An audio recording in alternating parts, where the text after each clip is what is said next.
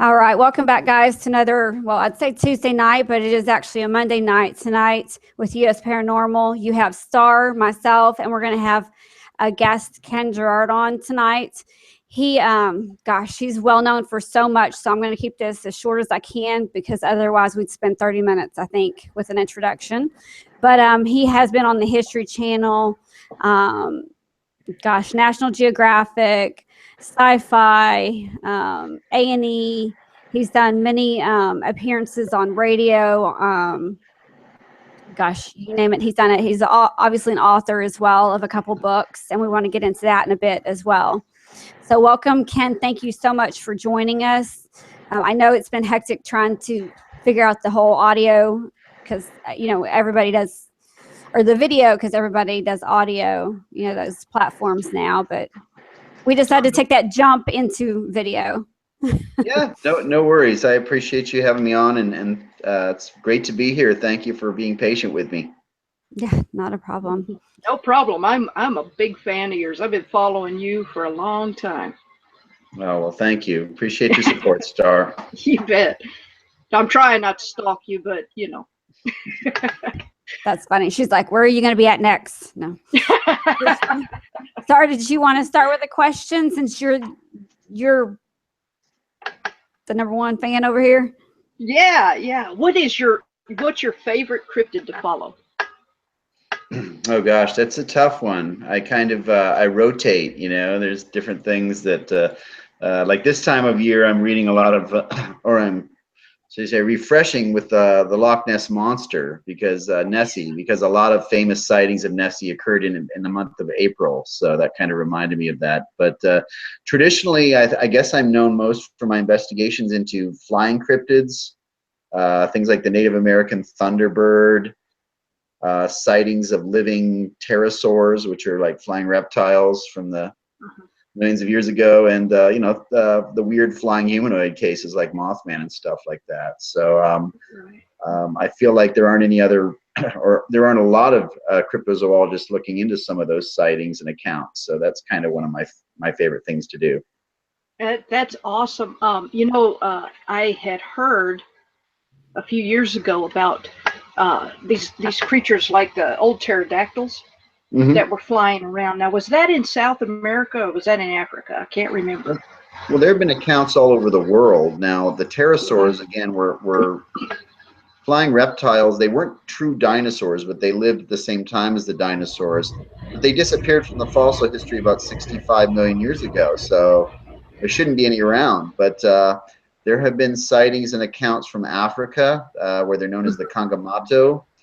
From Papua New Guinea, where they're called the Ropin, Dua, or Indaba bird, even though it's not a bird. Again, it's a reptile. Here in North America, there have been sightings. So, all over the world. Now, it's really startling to assume that they might be here. Now, as remarkable as it sounds, Africa, New Guinea, those places, a lot of new species are being discovered. You've got a lot of jungle and a lot of wilderness area that's unexplored, so that it almost seems possible there, but it's hard to wrap your head around sightings here in Texas and elsewhere in North America. But I've interviewed many people who claim that they've seen them, and they come across as being very sincere and credible. So there's accounts of them seeing them here in North America? Yeah, for example, Brad Kling from Ghost Lab, he and his brother Barry have told me that they had a sighting when they were young, growing up in Schertz, Texas, which is just north of San Antonio. This was back in the 1980s, and that matches with other sightings around Texas and here around San Antonio in recent years, and also going back to the 1970s. So yeah, it's weird because again, this isn't the type of habitat you would expect to see something like that. Well, that's really cool, because I would love to see that. I heard about that several years ago, and it's just never left my mind, but I haven't really pursued it. I just haven't had the time to do it. But it's interesting hearing that it's here in North America. That's awesome.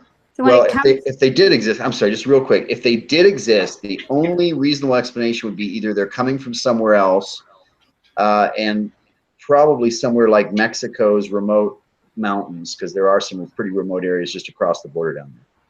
I'm Right. sorry, Lisa, didn't mean to cut you off there. Oh, no, I was going to ask, when it does come to the States, where are the most accounts, or where do you get the most reports? Well, again, South Texas, San Antonio down to the Rio Grande Valley. But I have a huge map. I wish I could show you, but there's a huge map right over here in my home, and I've got all of the accounts kind of pinpointed, and they're pretty much all over. Recently, there have been a lot of sightings from, strangely enough, from Georgia and Tennessee, and the Southern Appalachians. I've got a lot of sightings from Southwest California, just outside of Los Angeles, there in the San Bernardino area, and also some in the Midwest, like Ohio, Pennsylvania, kind of up near the Great Lakes area. Cool. You know, I'm from Tennessee. What part of Tennessee does that come from? Well, the recent sightings have been in a place called Madisonville, which is kind of far east Tennessee. Mm-hmm. And the most westerly sighting I have is from Nashville, or just outside Nashville, and that was a little bit older. Okay.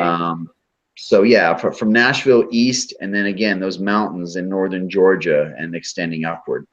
Well, I guess I'll be doing some investigation while I'm in Tennessee this summer. There you go. I may have to call you and say, hey, Ken, come and join me on this.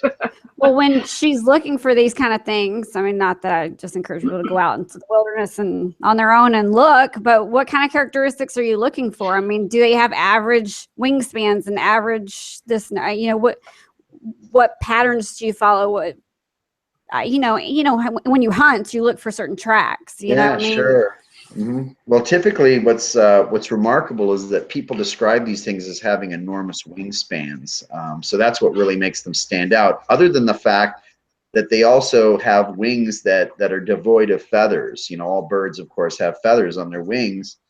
And these particular creatures are described as having kind of leathery, kind of a skin type covering, membrane type covering over their wings, like a bat sort of. So the largest pterosaurs, some of the largest pterosaurs lived in Texas millions of years ago, and one species had a wingspan that was 40 feet across. So that's pretty crazy, right? Like an airplane, basically. But most people describe the wingspans as ranging anywhere from like 10 or 12 to maybe 15 or 20 feet across, which is still, for the most part, much larger than any known bird or anything that's alive in this present time, or supposed to be alive in this present time. So, and then people also describe them sometimes as having kind of like a bony crest on the back of their head, which some pterodactyls had, and also some people describe them as having a long, kind of a snake-like tail with a diamond or flange shape on the end, which is also a characteristic of certain pterosaurs. And teeth. Birds don't have teeth, right? So people describe these things as having teeth. So they look somewhat like birds, but not really. Are there any accounts of attacks or anything by these things, or are they pretty much just neutral? No, it's a great question. In Africa, where they're known as the Kangamato, it is said that they will swoop down and attack fishermen in canoes. In fact, the name Kangamato, I think, has something to do with I forget, but something to do with the destroyer of boats or something like that. But no, here in the modern accounts that I've collected here in North America, no one has described an attack. Some people have described them as looking menacing, and they've been very scary. People have felt afraid because they look really scary and, of course, bat-like. But I'm not familiar with anyone claiming to have been attacked by one. Awesome. Okay. Well, that makes me feel a little bit better.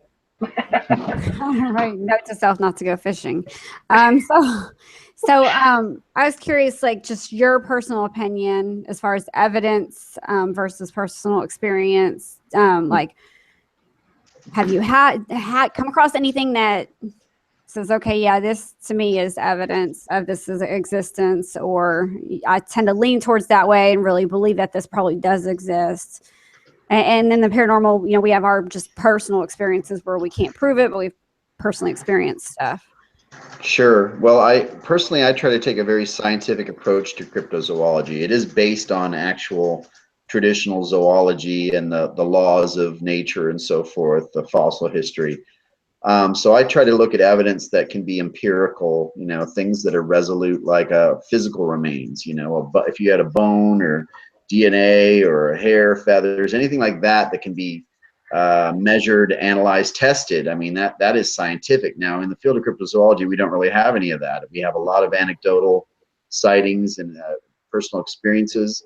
In the case of Bigfoot, we have a lot of footprints that have been found and photographed and cast with plaster, and allegations of hair and droppings, and no real DNA yet, no real hard physical evidence, but that's probably the closest we've gotten.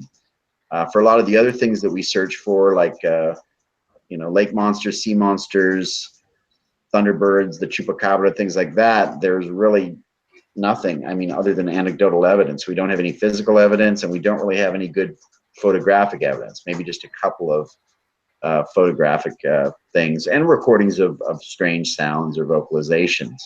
So it's understandable to me why a lot of people think it's hooey, and why, you know, I'm kind of chasing shadows. But I think that there is enough evidence to pursue the matter. But I'm not really in it for, personally, I'm not in it for personal experience. I've had some, not a sighting, but I've had some experiences, but I would like to find conclusive evidence that science will accept.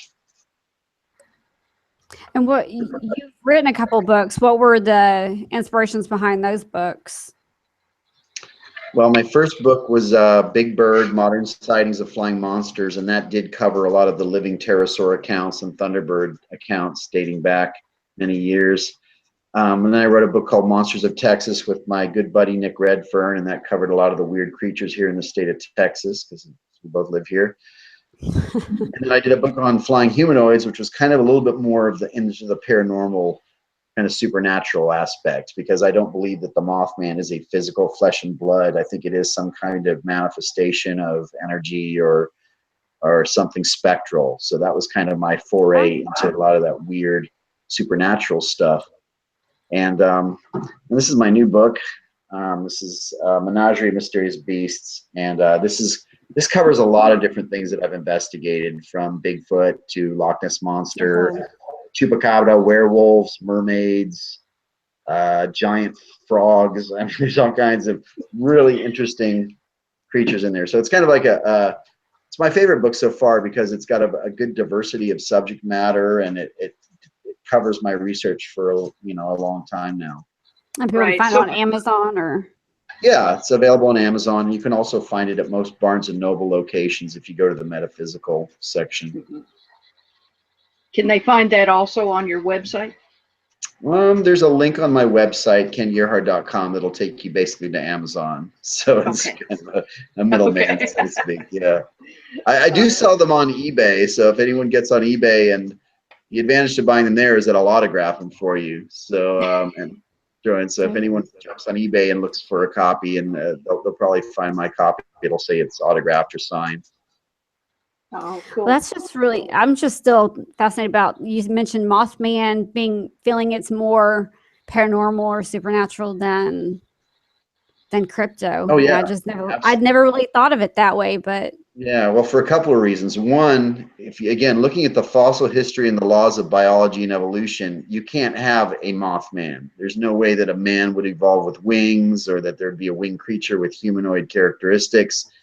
Those are separate, divergent paths in the evolutionary line that are far separated.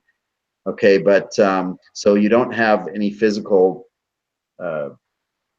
process behind that. And then the other thing is just the weird descriptions of Mothman: giant red glowing eyes that hypnotize people, flying at impossible speeds without flapping its wings. The wings are too small in proportion to the body. And then the eyewitnesses have had all these weird experiences. Some people have described like psychic fallout, poltergeist activity, visits from men in black, sightings, and psychic abilities. And so there's all these different elements to Mothman that definitely make it a kind of a paranormal, supernatural phenomenon, in my mind at least. Yeah, definitely another take on it. Mm-hmm. Started have you yeah, I've got a question. This is just for personal fun stuff here. You know, on any of your investigations that you've been on, have you ever been scared? Have you ever had an experience that just shook you to your core? I mean, I'm not trying to toot my horn here, but I think that one of the reasons I am a cryptozoologist is that I don't generally get scared out in the woods at night. When I was a kid growing up, I used to sneak out of my house and run around in the deep swamps of southern Texas at night by myself, and I was never really, I felt like invigorated, you know. And a couple of times when I was with other investigators and we thought there was a Bigfoot or a Sasquatch, or someone inferred there was a Bigfoot or Sasquatch close by, I actually did run to it where I thought it was, because I felt like, you know, this is my job. This is what I, you know, I aspire to do. Find proof. You're only going to find proof if you run towards it and not away from it, right? But I did. There was one time. Well, maybe a couple of times, but there was one time when I was really kind of nervous. I wouldn't say shaken to my core, but I was with some other researchers in North Texas, and we heard what we thought was a Bigfoot or Sasquatch growling at us from about 40 yards away in some deep brush. None of us could identify these sounds. It was like an ape kind of grunting at us. And one of the guys one guy in our group had a gun, and he was trying to maybe flush it out of the brush. And I stepped off to the side where one of the two places where we thought it would come out, and all I had was a video camera. And this thing was there, and it was real. I mean, we could hear it. It was close. And, but again, I felt like, okay, well, maybe this thing will pound me to death, but I'll get that on film at least, or part of it. Go down in glory. And go down in glory, but proving this thing is real. But I was pretty scared because I you know, I didn't have a gun or any protection on me, and it sounded very aggressive and huge. But we never saw what it was. We did find evidence the next day when we finally cut through the brush in the daylight. We found some mutilated animal carcasses and footprints and stuff. So I'm pretty sure that there was something there that shouldn't have been there. So yeah, that was probably the most scared I've been. All right, cool. That's you know, I was just wondering if anything ever scared Gerhard, because I watched you on all these shows, and you're just the first one to just run right into it. So that's why I wanted to ask you. I'm scared of people. So like like doing investigations. I did an investigation down in Central America one time, and I was about to cross the border with Guatemala into Guatemala, and I was warned about banditos and things like that, and I kind of backed out at that point because I thought, you know, this is pretty dangerous, you know, going into some of these areas. So that kind of stuff scares me, you know. The fact you get into the wilderness, sometimes you don't have law enforcement or protection, and there can be some rough people running around in those areas. That's true. That is true. What we say about the dead too. We're more scared of the living than the dead. Sure. So what's your thoughts on the chupacabra? Oh man, that's another complicated case. I haven't really seen any real evidence that the chupacabra, the traditional chupacabra, which is described as like a small goblin-like two-legged creature with sharp teeth and glowing eyes and big spikes going down its back. Yeah. I haven't seen any evidence of that. I've heard of accounts from Puerto Rico. I've been to Mexico and investigated cases down there, but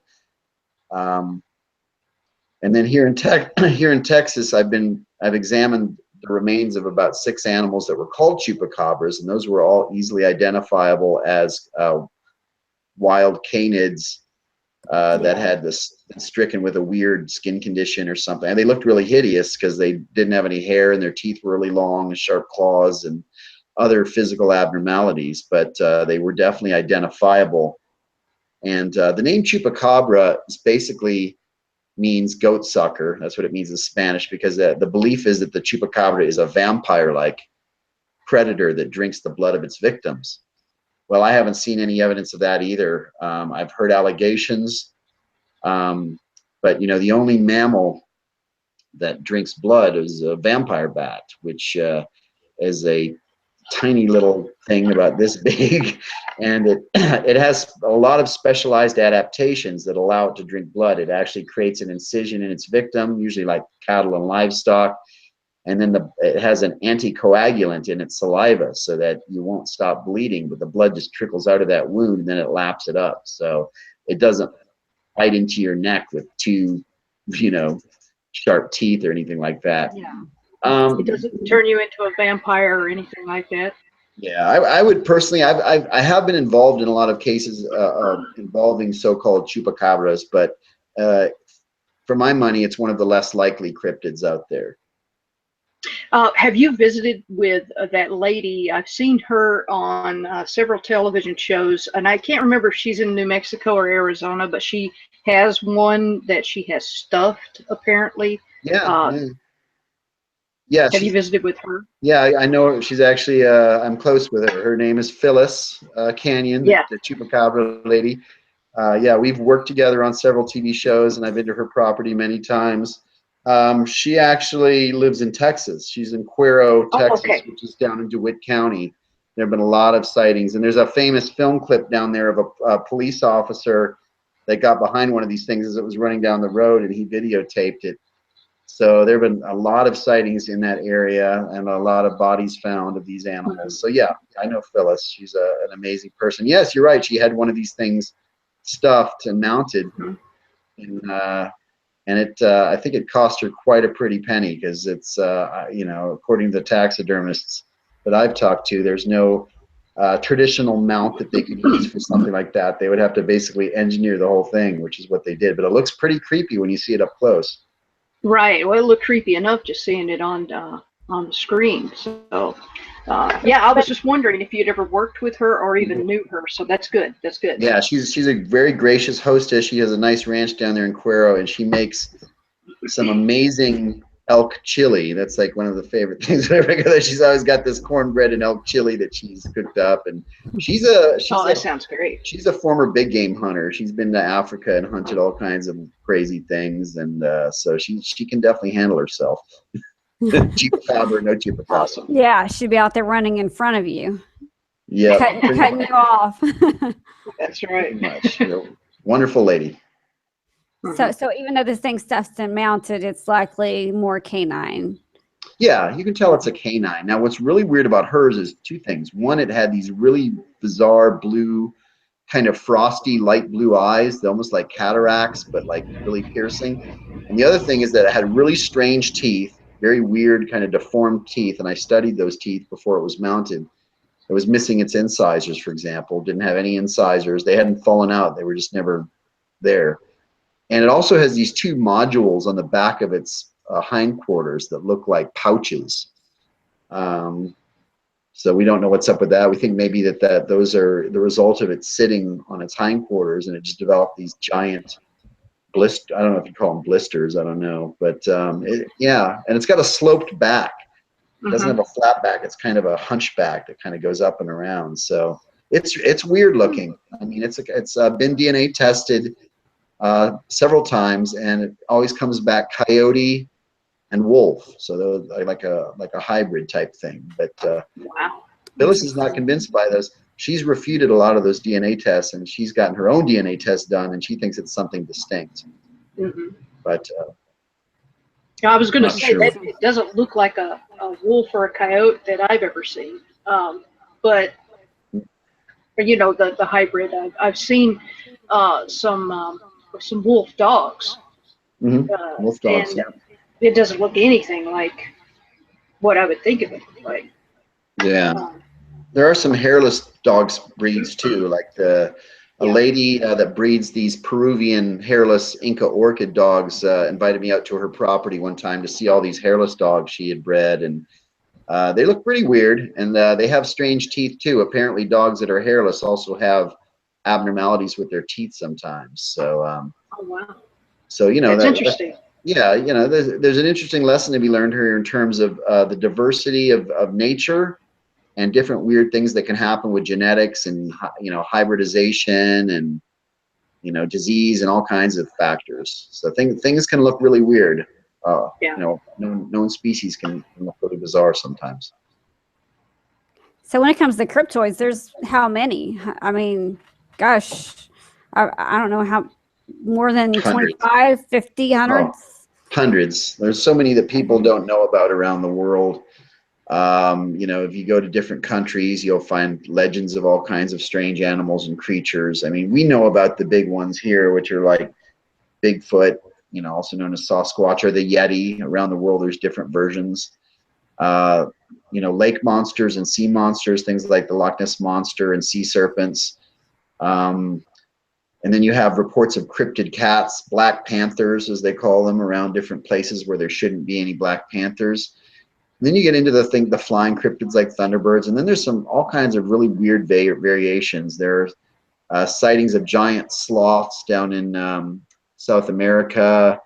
There's something called the Tasmanian tiger or thylacine down in Australia and Tasmania, kind of a predator carnivore.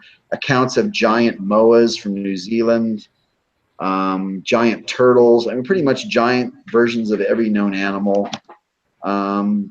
Yeah, so if you get into the field of cryptozoology, you would really learn about a lot of cryptids around the world that most people haven't heard of. It's a pretty vast field. So if there was someone watching that said, I'm just really fascinated by this field, how do they get even started in that? In the paranormal, you kind of know, you kind of start out with some groups and work your way and start learning and learning. Is there a degree, I mean, that you go for, I guess, or do you just kind of jump in with some people you know, or how do you even begin?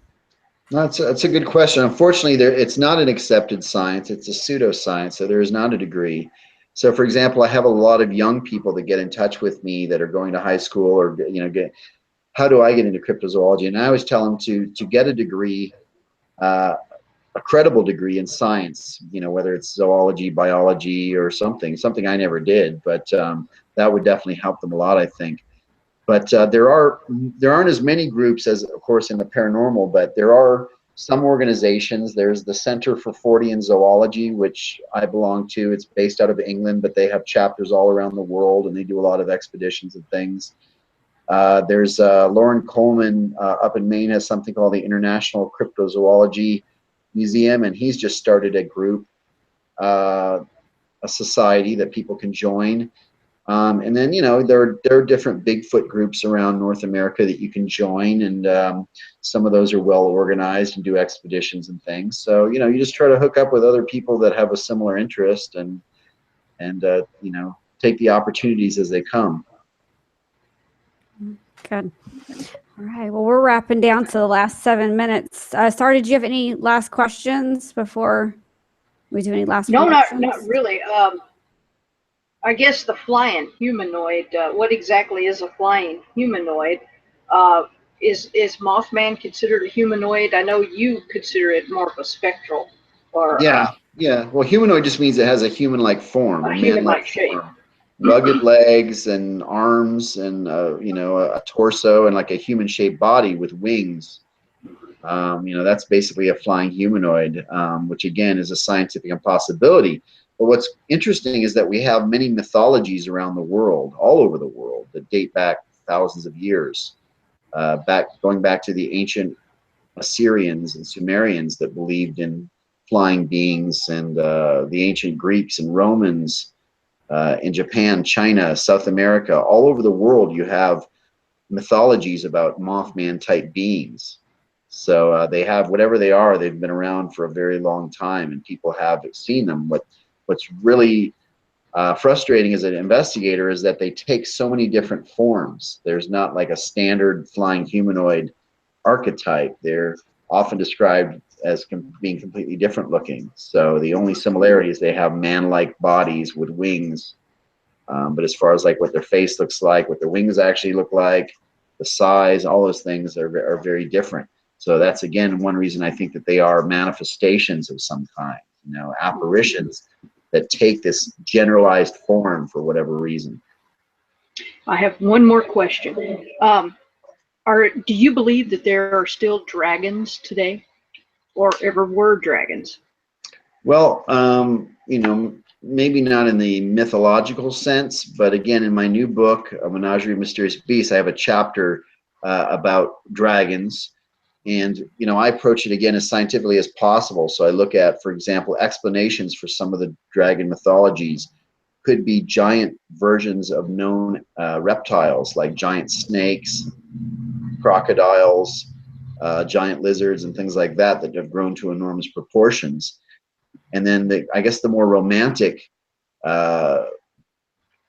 theory would be that there are surviving dinosaurs in remote corners of our planet. You know, the dinosaurs did pretty well for a really long time, and there are accounts of dinosaurs in certain areas that, you know, that haven't been fully explored, and those would certainly explain some of the dragon legends and the living pterosaurs we talked about earlier. Right. You know, you're talking about something that has bat-like wings, a reptilian head, scales, and maybe like this long, you know, serpentine tail. Well, doesn't that sound like like an interpretation of a dragon or something? So, well, and I was thinking of that when you were describing the pterosaur. I was thinking of that exactly, especially with the tail and the diamond shape on the end of it. So yeah, exactly. Very much like a weird dragon-like thing. So, so right. Well, Ken, I want to thank you for taking the time out again to come on and, you know, join us for a bit and go over some of this crypto with us. I've learned a ton. Starr is probably way more than me. I'm just excited. I know she's been so excited to talk to you all week. Do you want to plug any last website pages or show us your book again or anything before we head out? Yeah, so again, if anyone is interested in learning more about cryptozoology, Menagerie of Mysterious Beasts, it's available on Amazon, most online retailers. You can get it at Barnes & Noble. I've gotten some really good reviews, and one of the things that's really cool about this book, in addition to my research, is that it features dozens of never before published firsthand eyewitness accounts, people that I've interviewed that have claimed to have seen all kinds of weird creatures. And so I try to leave it like in their own words as much as possible. So it's, as one reviewer said, it's kind of like when you sat around like as a kid with your other friends and just tried to scare each other with like who's got the scariest story. So it's kind of fun. Get it for the campfire for this winter. Find that in all his books. Okay, thanks again for joining us, and Starr, I'll talk to you next Tuesday. Sounds good, Lisa. Thank you, lady. All right, bye, guys. Bye, Ken. Bye-bye. Bye-bye.